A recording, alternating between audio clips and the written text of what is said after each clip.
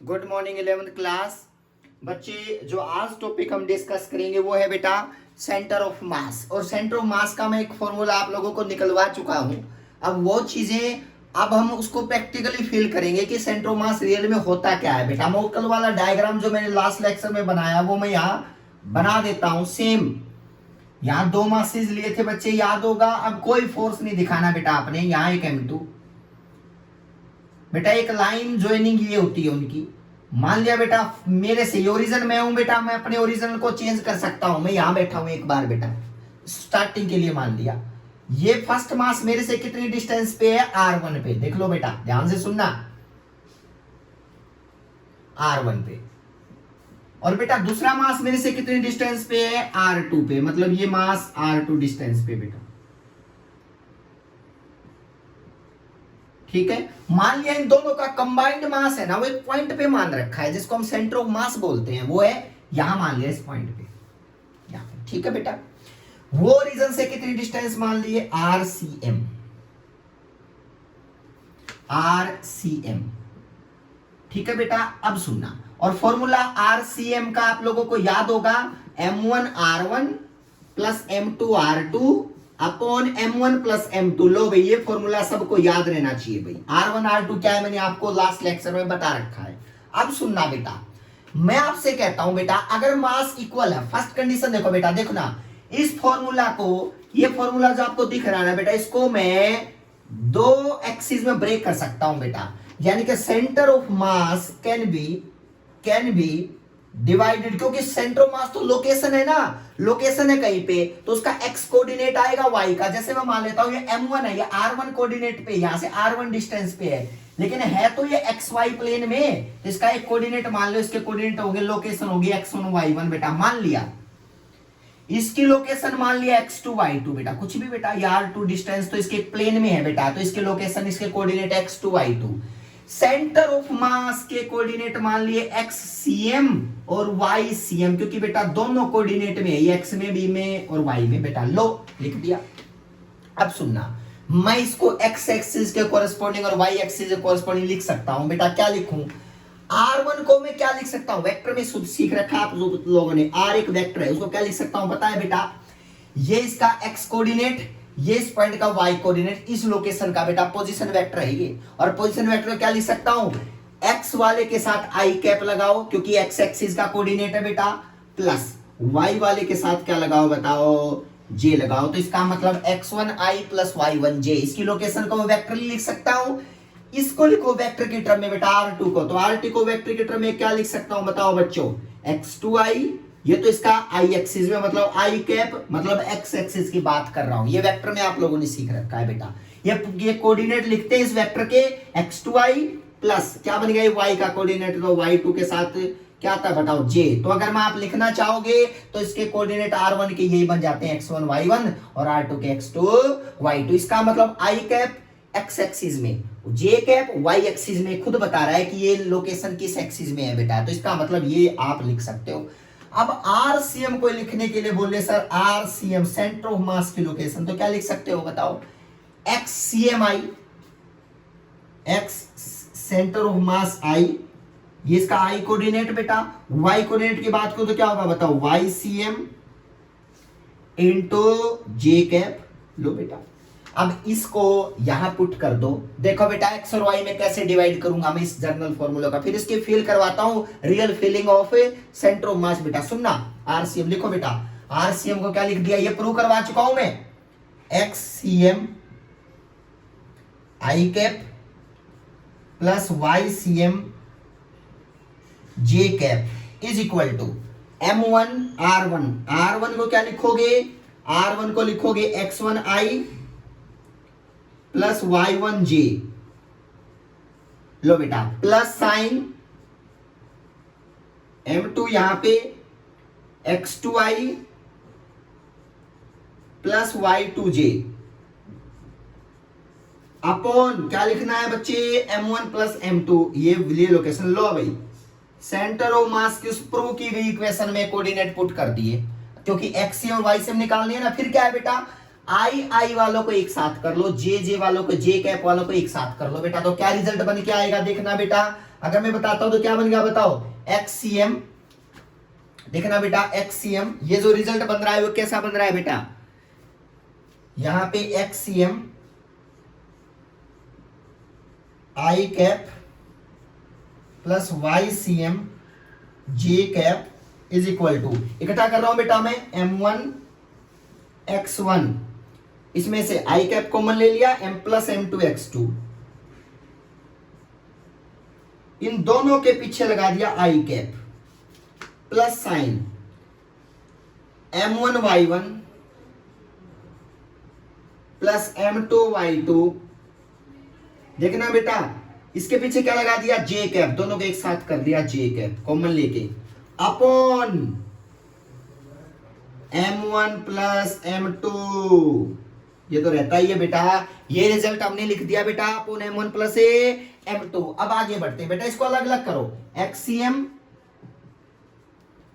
I cap plus YCM J cap is equal to, बेटा इसको देखो I, इसको इसके साथ डिवाइड करो तो क्या बन गया, M1 plus M2, sorry M1 X1 plus M2 X2 upon बच्चे M1 प्लस M2, क्योंकि अलग अलग के साथ डिवाइड में आएगा ये, इसके साथ I कैप लो बेटा, प्लस इसके साथ भी डिवाइड में M1 Y1 plus M2 Y2 upon M1 plus M2, इसके साथ में J कैप, बस इकट्ठा करने हैं बेटा।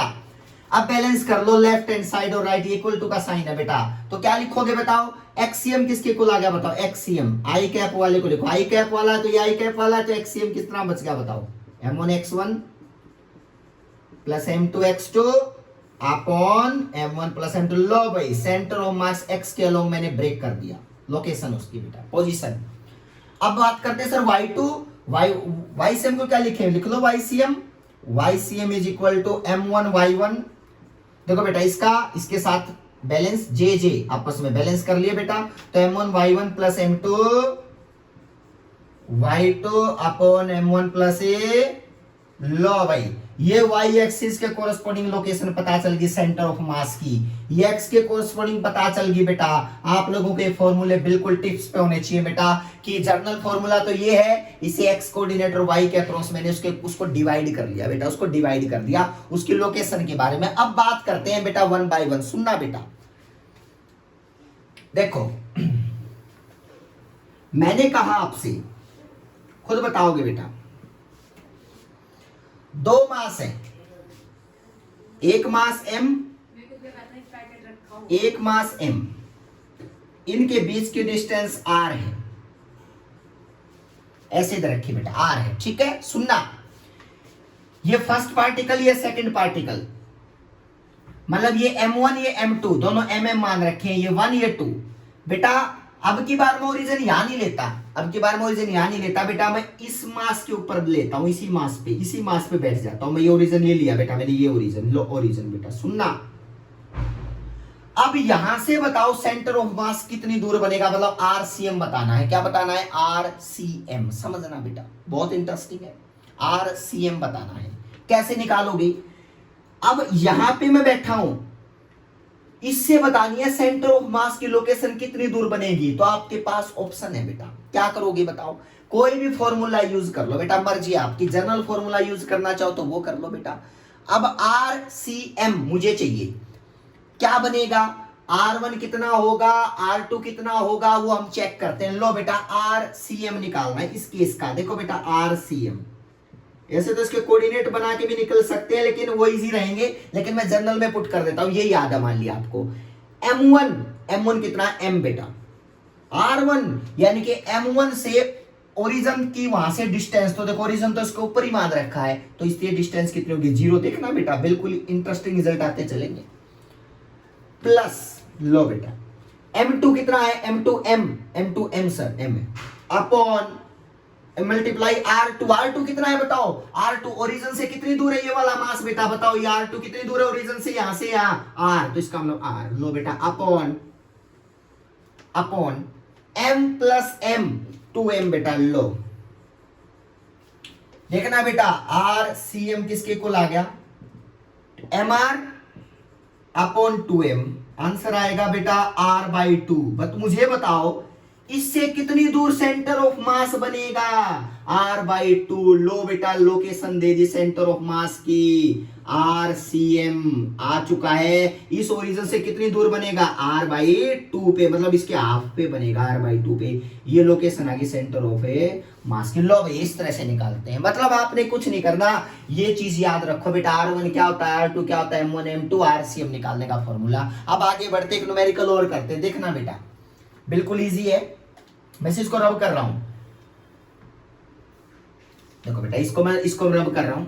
मान लिया एक एग्जांपल और लो,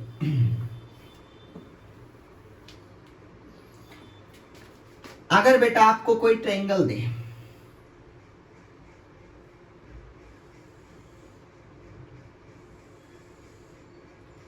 साइड ए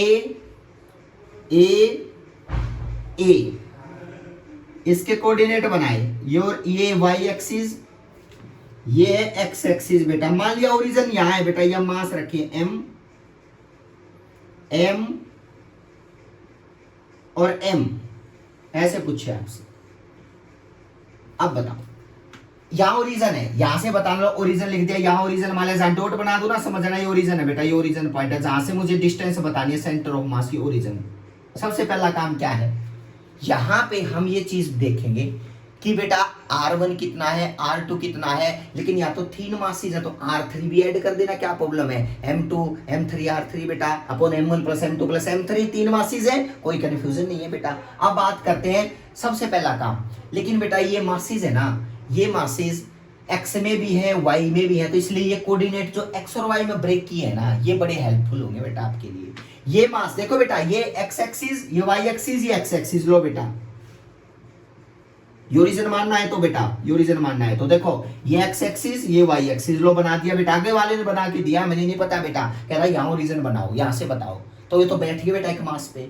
अब क्या कह रहा है सुनना, इसका मतलब ये हुआ कि यहाँ पे मासेस है अलग अलग, एक एक्स एक्सिस दूसरा क्या वाई एक्सिस। तो आपका काम क्या है, ये देखो ये मास ये प्लेन में है, प्लेन मतलब एक्स भी होगा और वाई भी होगा।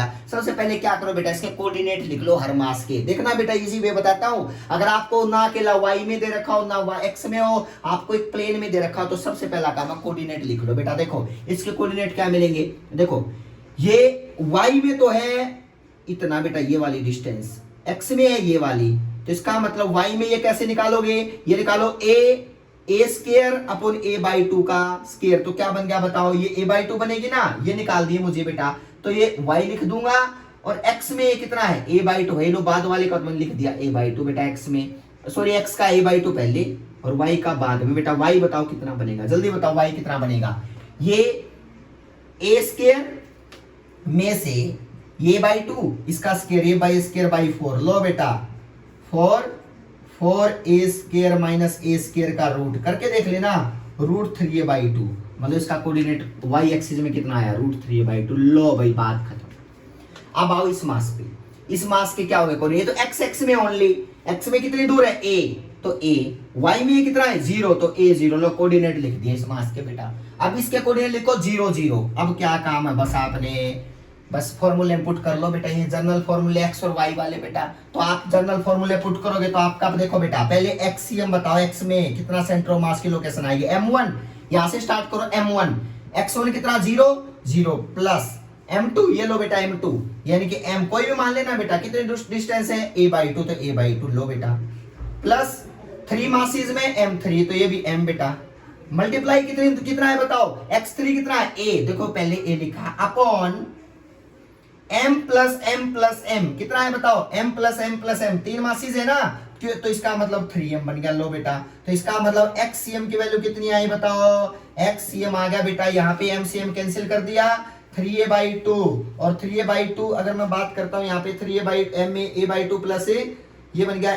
3a/2, और बेटा ये भी 3 है, तो इसका मतलब ये 3 से 3 कैंसिल हो गया, तो xcm सेंटर ऑफ मास की लोकेशन आ गई a/2, तो मतलब x एक्सिस में इसकी लोकेशन a/2 दूर बनेगी बेटा सेंटर ऑफ मास की। अब आओ y एक्सिस की साइड, y एक्सिस में कितनी दूर बनेगी बताना बेटा, y एक्सिस ycm। अब देखो ycm का फॉर्मूला आता है m1, यहां से बेटा y1 के कोऑर्डिनेट भी 0, तो 0 प्लस m2, ये कोई भी मास लो बेटा m2, यानी कि m इंटू y2 कितना है 3√3/2, कोऑर्डिनेट से पता चल गया। लो बेटा प्लस यहाँ पे देखो m3 कितना है m, और बेटा y कोऑर्डिनेट इसका कितना 0। लो बेटा y3 भी आएगा upon 3m, m1 plus m2 plus m3 तो ये कैंसिल हो गया। तो बताओ YCM किसके इक्वल आ गया, YCM आ गया बेटा यहाँ पे YCM कितना आएगा बताओ √3/6 बेटा। तो इसका मतलब ये लोकेशन बता दी बेटा कि अगर आपको कहीं बनाना है तो x से तो चलना पड़ेगा a/2, मतलब यहाँ पे a/2, y पे चलना पड़ेगा इतना। तो इसका मतलब कहीं ना कहीं सेंटर ऑफ मास यहाँ लाई करेगा इस लोकेशन पे, ये लोकेशन ऑफ सेंटर ऑफ ए मास है बेटा। तो ये फॉर्मूले आप लोगों के लिए इंपॉर्टेंट है। इस तरह के न्यूमेरिकल्स रेफरेंस फ्रेम कहां बनेगा उसको मान करके x में y में सबसे बेस्ट पता है क्या, कोऑर्डिनेट लिख लो बेटा। जहां ओरिजिन बोल रखा हो ना उसको मान के कोऑर्डिनेट लिख दो सबके, बस ये फॉर्मूले लगा दो। x में और y में एक लोकेशन बन जाएगी, उस लोकेशन को प्लॉट कर दो, यहां से आएगा a/2 तो x में बेटा देखो, और √3/2 कहीं यहाँ नजदीक से आएगा तो यहाँ मर्जी है बेटा, और ग्राफ से पता चलेगा। तो इसका मतलब ये लोकेशन बनेगी इन तीनों मासेस के सेंटर ऑफ मास की बेटा। तो दैट इज द वे, ये एक तरीका है बेटा आप लोगों का सेंटर ऑफ मास निकालने का। क्लियर है बेटा, थैंक यू सो मच। कल इसी की प्रैक्टिस करते हैं बेटा।